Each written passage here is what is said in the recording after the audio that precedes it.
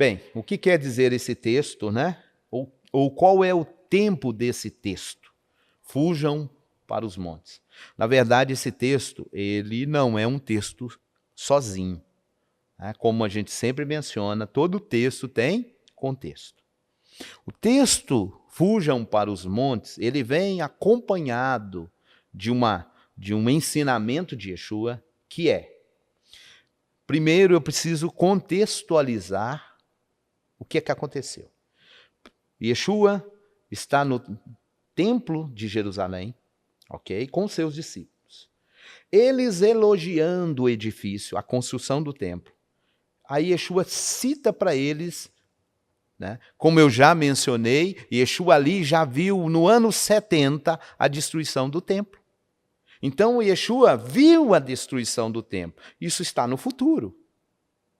Então ele vê a destruição do templo e ele diz para eles, não ficará. Vocês estão vendo esse edifício? Não ficará aqui pedra sobre pedra. E disso, quando eles saem do templo, os discípulos chamam ele no particular e fazem para ele 3 perguntas. Tá? Das 3 perguntas, uma delas é, quando acontecerá essas coisas? Que coisas? Aquilo que Yeshua disse que não ficaria pedra sobre pedra. Ok? Eles fazem uma pergunta também para ele que é, que sinal haverá da sua vinda? E, na sequência, que sinal? Né? Que vai ser para a gente preparar sobre o fim do mundo? Então, eles fizeram 3 perguntas. A primeira parte, ele responde, então, a destruição do templo. E é isso que entra aqui no verso Mateus 24:16, que é o texto que você, né, sobre os que estiverem na Judéia, fujam para os montes. Então, o que está acontecendo aqui? Yeshua está dando a previsão da destruição do templo no ano 70. Então, o que ele diz? Primeiro, ele não falou só isso. Por isso que eu disse, há um contexto aí. Ele vai um pouquinho, inclusive, citar um texto de Daniel.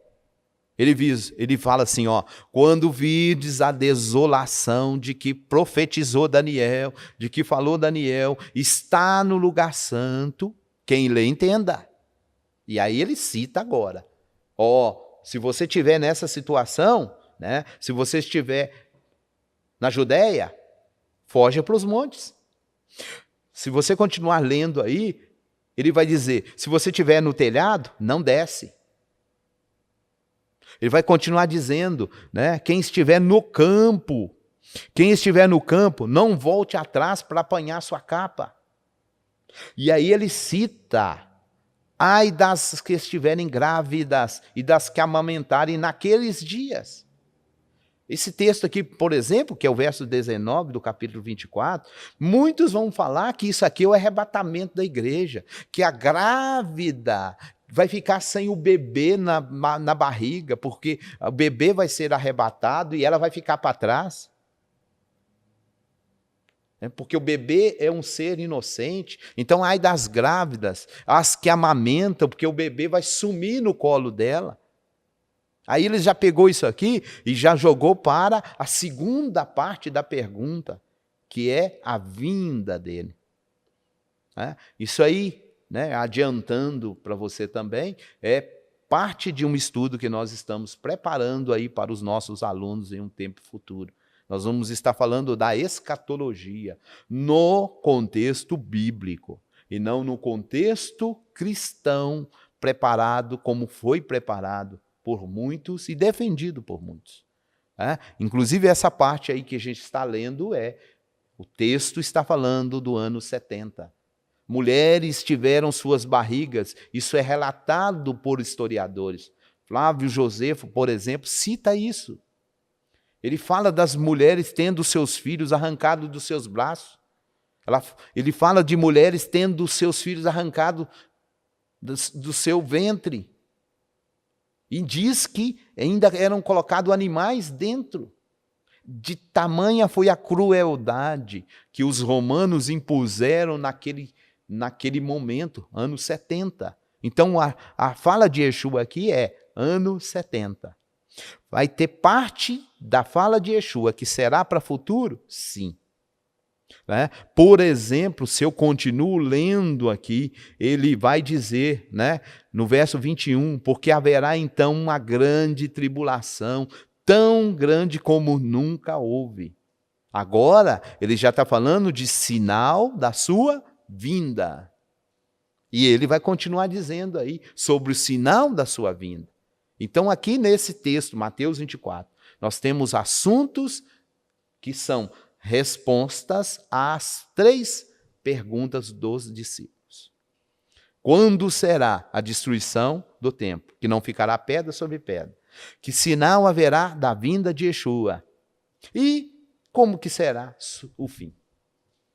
Então, a primeira parte e o texto que você perguntou está falando do ano 70. Tá certo? Inclusive, nós temos até que analisar que aqui também tem um assunto escatológico complicado para quem defende uma escatologia pré-tribulacionista.